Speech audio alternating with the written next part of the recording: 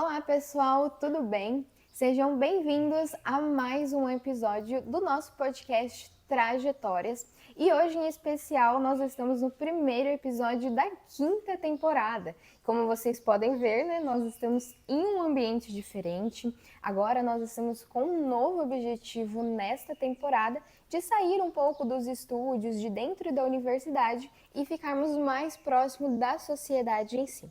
E hoje é com grande prazer que nós vamos receber a nossa convidada Elza Mendes. Prazer, Elza, tudo bem? Bom dia, prazer. É muito bom recebê-los. Bom, hoje também vou participar dessa conversa junto com vocês, com o meu colega Diego. Olá, pessoal. E nós vamos apresentar então para vocês um pouquinho da Biblioteca Comunitária do Cidade Nova, o CNI. E com certeza vocês terão muito que aprender, assim como a gente também com a dona Elsa. Então, bom, para começar, a gente gostaria de saber como surgiu o CNI e como surgiu a ideia da biblioteca comunitária. Caramba, que pergunta magnífica. A biblioteca não era o intuito. Nós surgimos em 12/11/2011 por ausência de políticas públicas no bairro. Uma gestão de 8 anos, de um único prefeito, que não nos trouxe uma grama de areia. Não quero pedra e não quero cimento. E por angústia, por necessidade da comunidade, a comunidade decide se reunir, criar um jornalzinho para reivindicar políticas públicas. E a história que nós temos gravada e anexada nos nossos documentários conta bem essa história do abandono, do descaso, do preconceito, da falta de infraestrutura, mas isso a gente vai conversando no decorrer dessa trajetória. A gente já abordou aqui, né, a sigla CNI. Pode explicar para a gente um pouquinho melhor o que significa? Cidade Nova Informa. Por quê? O que nós queríamos? Passar informações. E hoje, pensando no nome, Cidade Nova Informa, me remete ao falecido senhor Adão Pinheiro, que era nosso gaiteiro, que estava sempre junto conosco, e ele criou esse nome. Nosso jornalzinho era Cidade Nova Informa. Era só um jornal impresso com reivindicações. Mas aí surge a questão, quando eu apresento as reivindicações, quais são as alternativas? Então, surge a ideia de criar a biblioteca. Em 2012, em 2020, numa primeira ação, foram 2.500 cópias distribuídas na comunidade, em 20 de dezembro, e foram retiradas 17 toneladas de lixo do entorno do bairro. Em janeiro de 2012, esse espaço estava vazio. Nós solicitamos para a gestão e a gestão falou não, porque nós não podíamos trabalhar com qualquer público, teria que ser específico com crianças e adolescentes. Foi esse o intuito dessa obra pelo governo do estado. E nós alugamos uma garagem aqui nessa mesma rua, colocamos lá 60 livros, com uma prateleira doada pela dona da garagem, e iniciamos esse processo de estarmos aqui. Em agosto de 2012, fomos convidados a vir para cá, e em 23 de setembro de 2012, logo depois da primeira greve da UNILA, foi inaugurado isso aqui, com a presença do reitor, com a presença da PROEX, com a presença do GOG, que veio o rapper brasileiro de Brasília, do Brasil com P, estudem bem esse cara, porque ele é muito massa. Ele esteve aqui dentro, na inauguração desse espaço. Hoje, nós estamos com todo um processo avançado. Em 2013, nós criamos um estatuto, por quê? Desde a primeira reunião, eu falei, precisa-se fazer um estatuto, legalizar a situação para que a gente possa avançar, reivindicando parcerias, reivindicando emendas parlamentares. Estar legalizado é importante. Então, o grupo falou não, mas aí em 2013, depois de perder um determinado valor e um valor bem alto, porque não tinha documentação, acordaram para a vida e nós estamos aqui hoje. 2017 surge, de 2012 a 2017 foram 28, quase 30 projetos de extensão da UNILA aqui dentro, e dele nós temos vários frutos, como o projeto Panhambi, que foi o primeiro projeto de extensão da UNILA aqui dentro e que durou 3 anos. E eu tenho muita saudade, porque o Panhambi foi iniciado pela professora Lai Diniz, depois foi continuado pela professora Cristiane Grando, que não estão mais na UNILA, e o projeto se encerrou.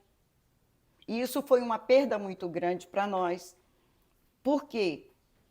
A Cris, por exemplo, ela trabalhava as poesias com as crianças em 3 idiomas, português, espanhol e guarani.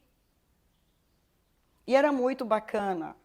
A gente fazia apresentações na cidade inteira com as nossas crianças, e isso dá saudade. Sim. Hoje, essas crianças, 2 já são mães, o outro está entrando para o exército, o outro está trabalhando no serviço formal. Uhum. Então, nós tivemos aqui dentro uma mina de ouro, que a gente vem vendo ela se esvaindo culturalmente, porque a gente não consegue abraçar o mundo com as pernas. Nós somos em poucos e precisamos de auxílio de mais gente. Bom, então, pelo que eu entendi da nossa conversa, esse espaço, né, da biblioteca é desde 2012? Desde 2011. Desde 2011 ele surge, em 2012 se apropria desse espaço. Ah, entendi. E eu gostaria que a senhora explicasse um pouquinho para nós sobre o real propósito da biblioteca. Porque, pelo que a senhora falou, a gestão exigiu que trabalhasse com crianças e com adolescentes, mas não era realmente apenas um ambiente de leitura, apenas uma biblioteca. Explica um pouquinho para a gente. Na verdade, assim, eles queriam que na reunião com a coordenação do projeto que ocupava isso aqui, pela gestão, eles queriam que trabalhasse só crianças e adolescentes. Aí eu perguntei para ela, tá, nós estamos com um grupo em situação de encarceramento. Podemos fazer uma reunião com as famílias?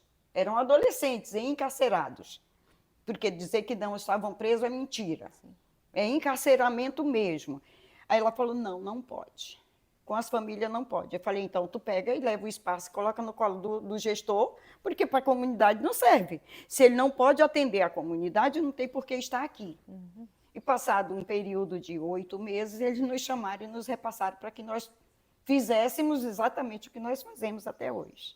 A gente gostaria de saber como que é o dia a dia da associação, né, da biblioteca comunitária, e quais os desafios atuais do CNI. Caramba, você gosta de pegar pesado. Mas tudo bem, vamos lá. Hoje nós cedemos o espaço nas segundas e quartas para o CAIA, que trabalha o serviço de convivência e fortalecimento de vínculo familiar e comunitário. São atividades manhã e tarde no contraturno escolar. Trabalha a convivência social do indivíduo dentro do serviço. E nós temos executado aqui dentro, esse ano, muitas oficinas. É difícil nominar, mas sempre que aparece uma oficina que é de interesse da comunidade, a gente abraça. Por exemplo, a xilogravura, a cianotipia, agora a serigrafia, ou, de repente, um grupo de idosos que precisa fazer uma reunião, ou um sindicato que precisa fazer uma... Esse espaço não é meu, esse espaço é da comunidade. Ah, mas está fechado. Está fechado porque cada um tem a sua vida, cada um trabalha para pagar as suas contas, mas a chave está ali na casa do mentor intelectual desse espaço, ou está na minha casa. 90% da cidade tem o meu número de telefone, pode me ligar e falar, dona Elza, posso usar a biblioteca? Então, isso é importante. Esse espaço, ele é comunitário. Todo mundo tem o direito de estar aqui dentro.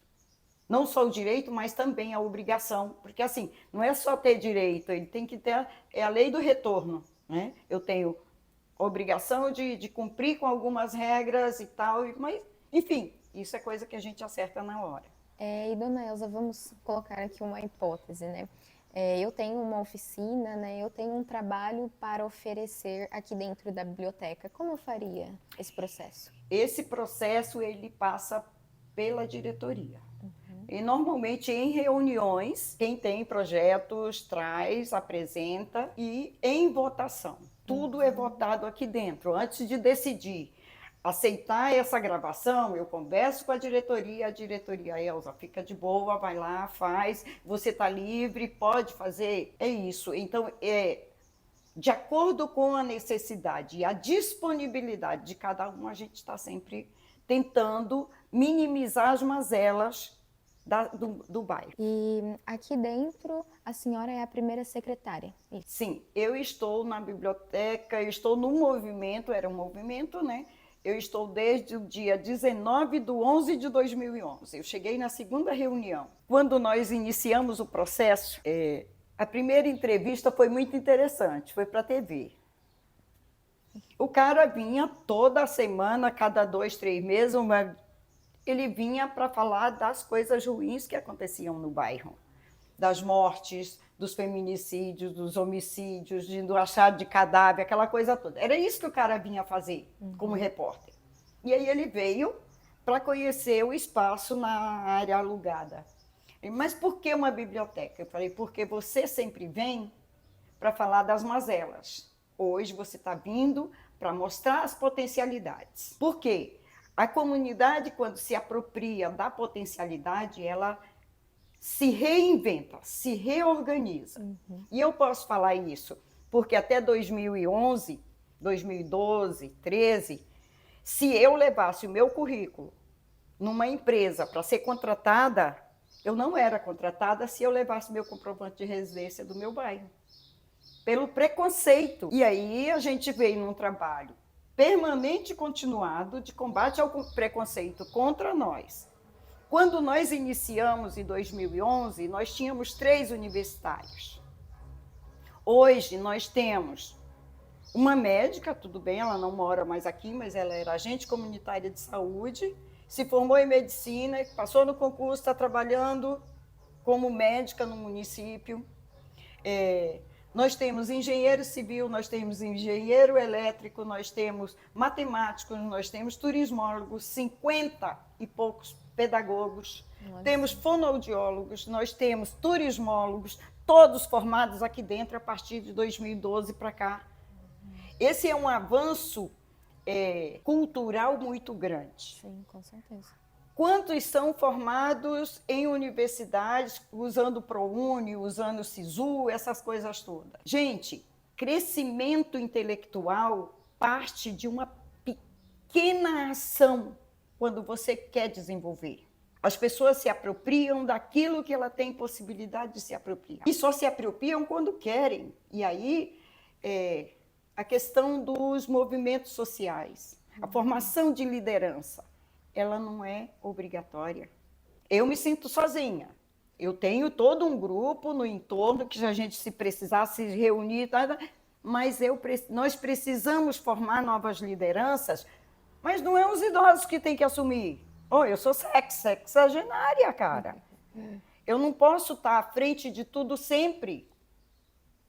Para isso, você precisa ter conhecimento de causa. Eu não gosto de política pública, mas tu está vivendo dentro de uma universidade que é uma política pública de Estado. E cadê a tua política pública de cidadão para devolutiva do que é necessário fazer nas comunidades? Eu sei que eu sou chata. E eu não quero que corte essa parte da minha chatice, não. Porque são vocês estudantes, professores, que têm a obrigação de assumir determinadas questões. Eu sei que eu estou entrando numa área uma seara muito faca de dois gumes, mas é isso, a gente precisa ter discernimento suficiente para entender que o meu vizinho, para eu estar bem, o meu vizinho tem que estar. Então, eu acho isso muito interessante, realmente, porque, de certa forma, todo o conhecimento, né, tudo aquilo que a gente aprende dentro da universidade, a gente tem que olhar para a comunidade de uma forma de retribuir aquilo que a gente aprendeu, aquilo que a gente desenvolveu. Então, é realmente nós pararmos e refletirmos e termos essa visão aguçada, né? Quais são as necessidades da minha comunidade? Quais são as necessidades do meu bairro? O que a gente pode trabalhar em conjunto realmente para que aquilo possa ser relevante, né? Porque, assim como a senhora disse, realmente é um trabalho árduo, né? É um trabalho difícil, um trabalho que tem muitos processos, né? A gente quer agilizar, mas realmente ele tem alguns empecilhos, mas os frutos são realmente muito gratificantes. E são gratificantes quando você minimiza as mazelas. Minimizar mazelas é também melhorar intelectualmente falando. É melhorar o IDH do bairro. Quando nós desenvolvemos em 2016, 2017, 2018, o processo de criação do plano de desenvolvimento comunitário, nós não tínhamos asfalto, nós não tínhamos rede de esgoto, foram 30 anos sem rede de esgoto no Cidade Nova, gente. É muito tempo, né? É muito tempo. Por isso todo o preconceito com o bairro em si. Tem ideia do que chegar no centro com pé puro barro, porque é barro puro? Ninguém tem ideia do que é isso, a não ser que você vivencie. Sim. E aí nós iniciamos esse processo e criamos o plano de desenvolvimento comunitário, que está em pleno processo de revisão. Foi 2018 que ficou pronto, 2019 foi entregue na mão da gestão e hoje ele está em revisão. Nós antes queríamos uma unidade básica de saúde, agora nós queremos um pronto atendimento para a região norte. Nós queríamos a abertura da Avenida Garibaldi. Hoje nós queremos a abertura da Garibaldi ligando Cidade Nova a Vila A, mas nós queremos a ampliação e a melhoria da Friorino Brau, da Vila C até Três Lagoas. Nós queremos que tenha outras formas de vivência. Nós queremos transformar esse espaço em um polo de turismo comunitário, porque nós munícipes, não vivemos do turismo de Foz. Por isso nós trabalhamos. Então, a gente tem um processo lento, porém progressivo. Sim. Ele vem caminhando, passos firmes, para chegar onde a gente almeja. A ideia é que dentro de 10 anos eu posso não estar aqui, mas vai ter alguém, vão estar as pessoas continuando isso. Para isso tem que ter formação de lideranças. Tem que novas lideranças se apropriarem do lugar. Porque se eu não gosto de um trabalho que eu faço, eu deixo que o outro faça. Mas alguém tem que se apropriar. Pode ser quem? Não sei.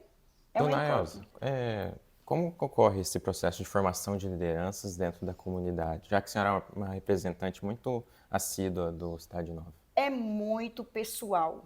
Eu posso convidar 1000 pessoas. Se eu tirar 1% delas para estar dentro do movimento e abraçar o movimento com carinho, com responsabilidade, com conhecimento, é muito raro, porque é uma coisa interior. Não é, eu vou lá. Você vai lá fazer o quê? Ser mais um na fila do pão? Não. Você tem que ter comprometimento, entender qual é o processo que foi formado lá na base para chegar onde está e para onde você quer levar. Então, esse é um processo muito rigoroso, muito lento, muito moroso mesmo, porque não depende de mim, depende de você, depende do outro o querer estar dentro de um movimento social. Porque o movimento social é o que faz a sociedade sobreviver. Nós que vivemos nas periferias à margem das políticas públicas, à margem das políticas da gestão, nós precisamos mostrar para o gestor onde estão as falhas. É um compromisso nosso. Porque democracia, sabe o que significa democracia? Demo, poder. Cracia emana do povo. Isso está lá na Constituição, mas as pessoas não querem se apropriar disso e fazer com que o gestor entenda que ele cumpre o que nós queremos. Quando você vai para uma conferência de cultura, de saúde, de educação, o gestor é obrigado a cumprir com as diretrizes aprovadas nas conferências. E quem diz o que o gestor tem que fazer somos nós, porque aí se torna política pública e não política de governo. Tem diferença entre política pública e política de governo. Hoje, a gestão nacional, por que ele insiste em ter? Eu não estou falando da gestão que está, eu estou falando que a política pública ela tem que constar na Constituição, está lá, e o que o atual presidente faz é cumprir com o que está na Constituição. São os nossos direitos assegurados por lei. Por lei. Gestão municipal, tem lá. São 58 conselhos em Foz do Iguaçu.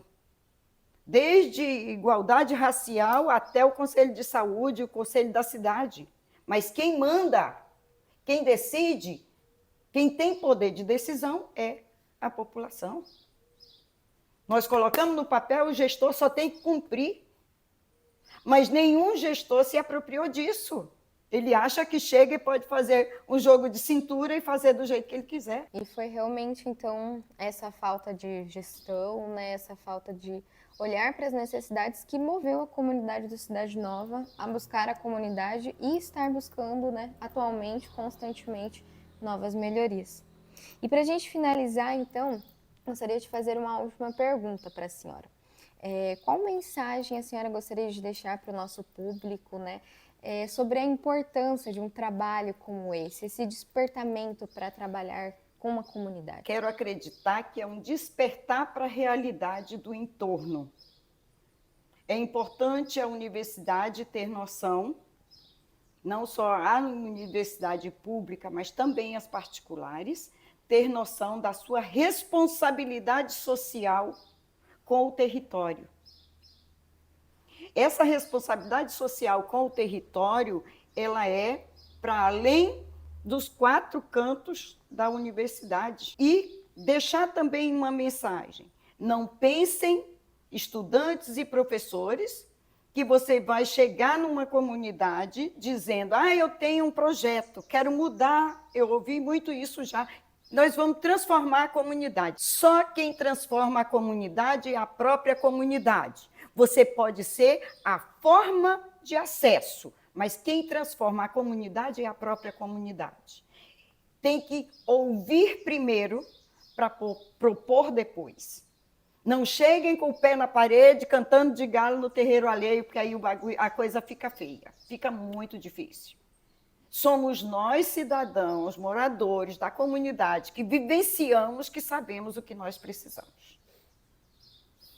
Bom, eu vou deixar uma palavra final para vocês, agradecer imensamente a oportunidade e acho que hoje eu já falei bastante com vocês antes, né? Cada um está saindo daqui com meia dúzia de pulgas atrás da orelha. É verdade. Aproveitem essas pulgas, que elas vão coçar muito na orelha de vocês, e se apropriem do conhecimento técnico, mas principalmente do conhecimento humano. Obrigada. Aproveitem, curtam o curso de vocês e sejam felizes. Obrigada. Enfim, dona Elza, muito obrigado. A gente agradece, a equipe inteira do podcast agradece a senhora por aceitar o convite de gravar esse episódio. Obrigado, Isabelle, pela participação também. Pessoal, muito obrigado por assistirem. Curtem, compartilhem, se inscrevam no canal do podcast e sigam no Instagram também. Até mais.